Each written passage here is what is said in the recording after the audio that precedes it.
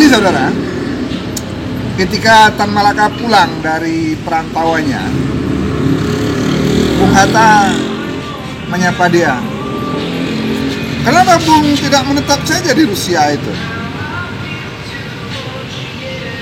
Apa jawab Tan Malaka? "Ya bagaimana lagi Bung? Tulang punggung saya ini lurus." Itu pelakar orang Minang. Artinya apa? Dia tidak bisa membungkuk kepada Stalin, kepada penguasa Soviet.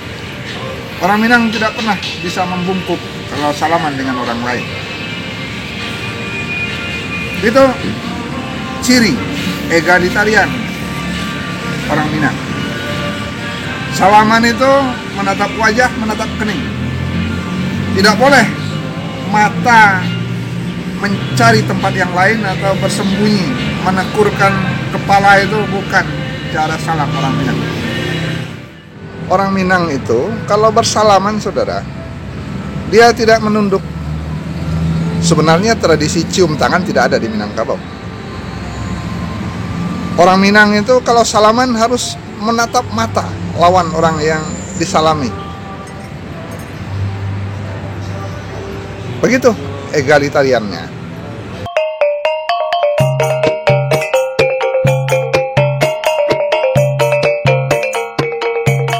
Dari rooftop Basko, saya sapa Anda malam ini.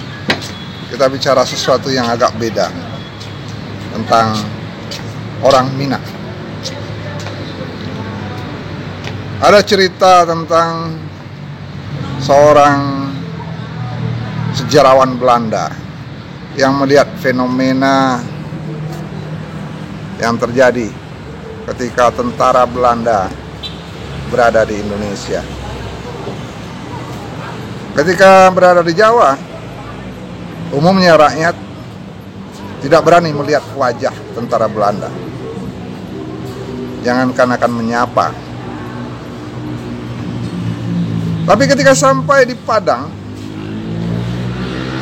konon si sejarawan melihat ada seorang Minang yang mendatangi tentara Belanda yang sedang ramai-ramai duduk, hanya sekadar meminta api untuk membakar rokok nipahnya. Begitu bagak dan begitu besarnya mentagi si Padang di mata sejarawan. Apa yang terjadi? Kenapa orang di Padang ini begitu gadang nyalinya? Saudara, itu bukan sesuatu yang luar biasa sebenarnya. Bahwa orang Minang itu pada dasarnya adalah masyarakat yang hidup egaliter, tidak feodal.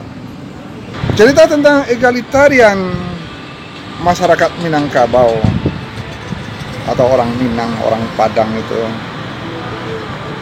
tidak hanya itu, banyak sekali. Betapa seorang Agus Salim memasuki setiap pertemuan para diplomat Eropa dengan santainya tetap memakai sarung dan merokok kretek. Dan ketika si bule mengkritik dalam bahasa mereka, wah, ini makhluk apa ini, bau apa yang dibawanya ke daratan Eropa. Saudara, Agus Salim membalasnya dalam bahasa mereka pula, dalam bahasa Perancis. Bau inilah yang menyebabkan bangsa Tuhan ramai-ramai datang ke negeri kami yang indah. Ini namanya kretek dan isinya adalah rempah-rempah yang dikejar oleh para petualang Eropa sampai ke Maluku, sampai ke Papua. Agus Salim mengatakan itu dengan kepala tegak, walaupun postur Agus Salim itu sangat di bawah rata-rata. Tinggi Haji Agus Salim hanya sekitar 150 cm dan bule-bule itu rata-rata hampir 2 meter. Saudara, di belakang saya itu di tengah gambar itu adalah Masjid Raya Sumatera Barat malam hari dari rooftop, dari kafe atap di Grand Mall Basco. Kembali kepada egalitarianisme orang Minangkabau, saudara. Itu bukan lahir tiba-tiba dan tidak datang begitu saja.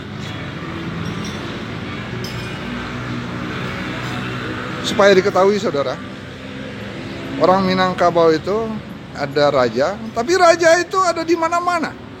Setiap orang Minang bisa jadi raja, setiap orang Minang bisa jadi sultan.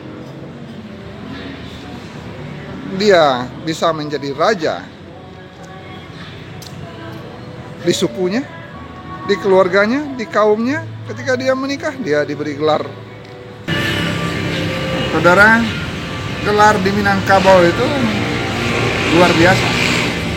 Ada sultan, ada raja, ada datuk. Ada yang jadi Sultan Rajo Ameh. Hebat dari itu Sultan Rajo Intan. Ada yang lebih tinggi lagi, dia Sultan Rajo di Nagari. Kalau Sultan Rajo Ameh, Sultan Rajo Intan, Sultan Rajo Nagari, dia Sultan Rajo Alam. Masih ada yang bisa di atas itu. Dia Sultan Rajo di langit, di atas langit.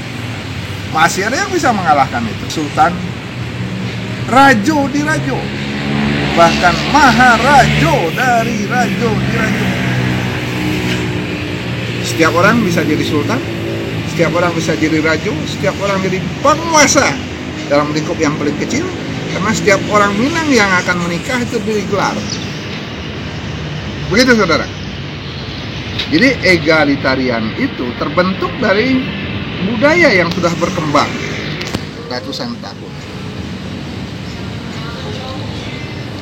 Kepemimpinan di Minangkabau itu, saudara, tidak berjarak dengan yang dipimpin.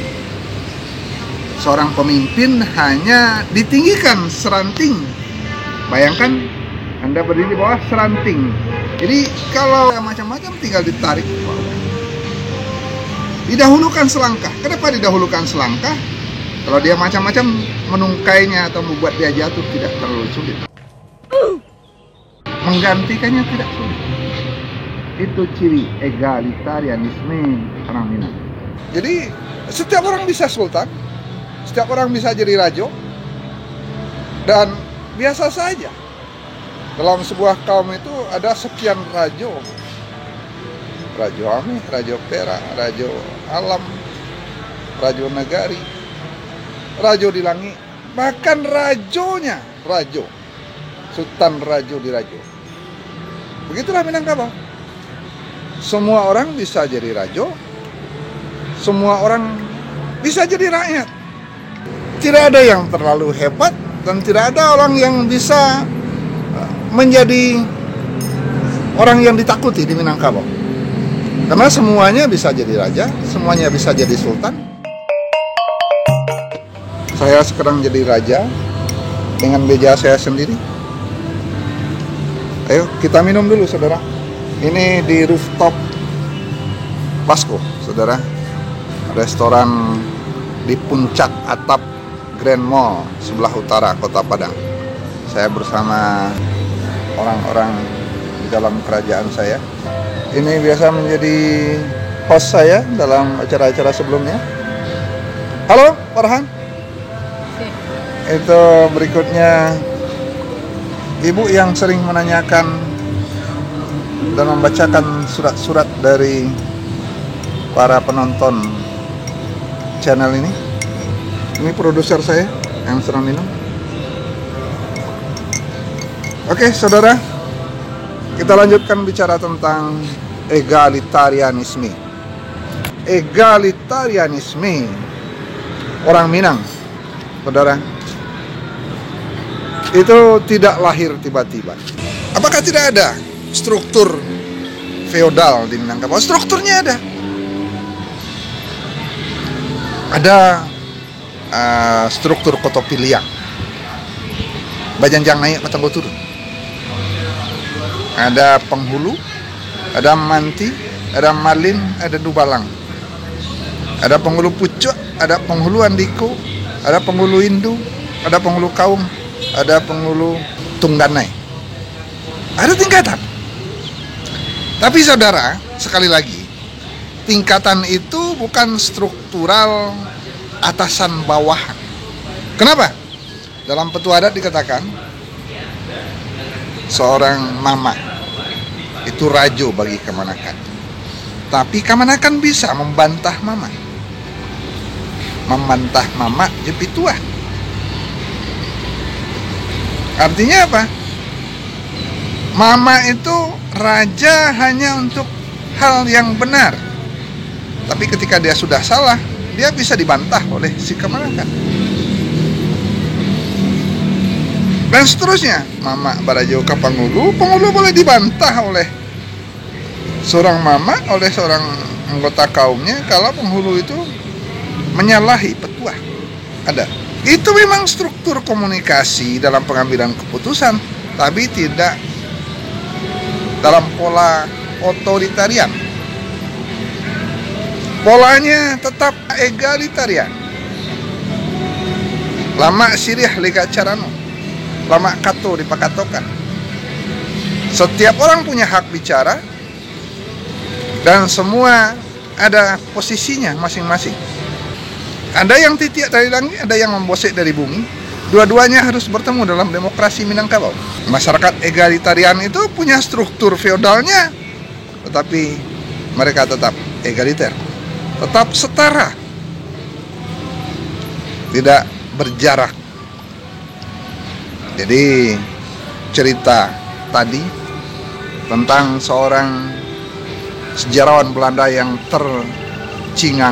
ternganga-nganga melihat seorang pemuda Minangkabau dengan santainya mendekati gerombolan tentara Belanda untuk membakar rokok daun nipahnya.